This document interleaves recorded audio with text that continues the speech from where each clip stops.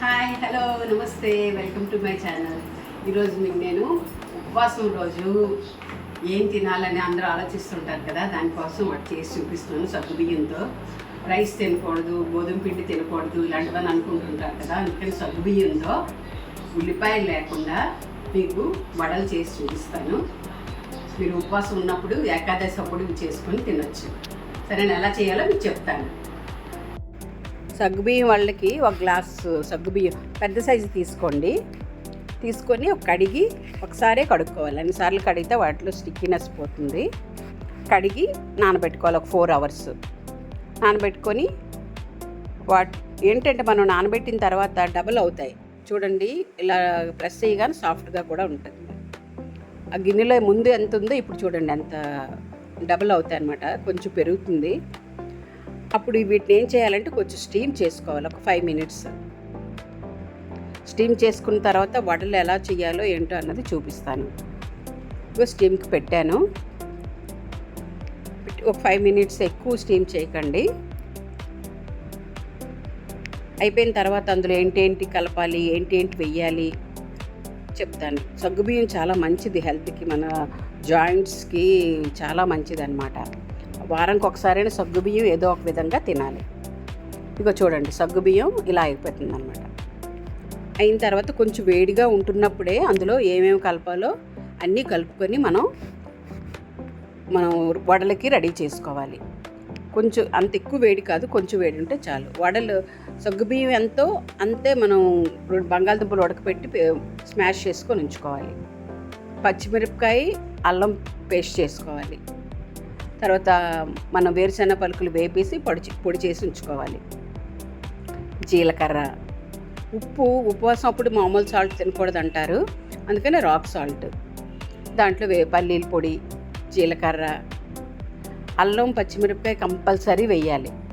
అది వేస్తేనే టేస్ట్. కారం అది వేయకూడదు. పచ్చిమిరపకాయ, అల్లం అవి తింటున్నప్పుడు భలే టేస్ట్గా ఉంటుంది. మీకు కావాలంటే కరివేపాకు, కొత్తిమీర కూడా వేసుకోవచ్చు. అంతా బాగా కలుపుకోవాలన్నమాట. కలుపుకున్న తర్వాత ఇలా ఉంటుంది. తర్వాత వడలు ఎలా వేయాలో పదండి వేసి చూపిస్తాను. సరే, వడలు వేస్తాను రండి.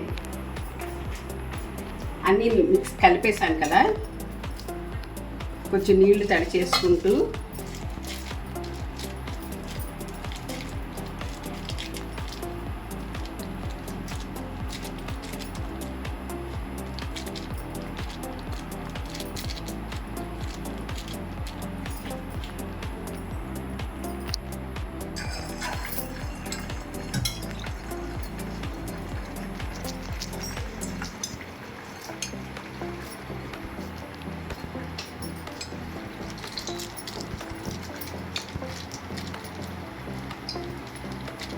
ఇలా రౌండ్గా చుట్టుకుంటూ చేయాలన్నమాట.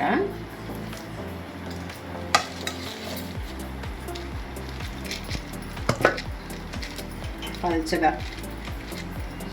ఒక ప్లేట్కి పాలిథీన్ పెట్టాను, దాని మీద చేస్తున్నాను. చాలా టేస్ట్గా ఉంటాయి, ట్రై చేయండి. సగ్గుబియ్యం కూడా చాలా మంచిది. నెక్స్ట్ మీకు సగ్గుబియ్యంతో ఉప్మా చేయడం చూపిస్తాను.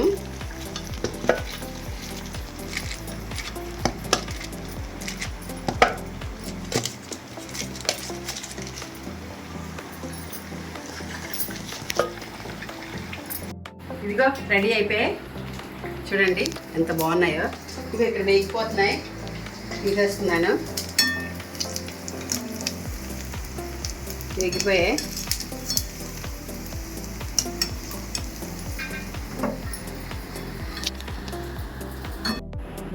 తిని చూపిస్తాను. వేడిగా ఉన్నప్పుడే తినాలి. చాలా బాగుంది. పెరుగుతో కానీ, గ్రీన్ చట్నీ కానీ, ఖట్టా మీఠాతో కానీ తింటే చాలా బాగుంటుంది. సరే, ట్రై చేయండి, చాలా బాగుంది.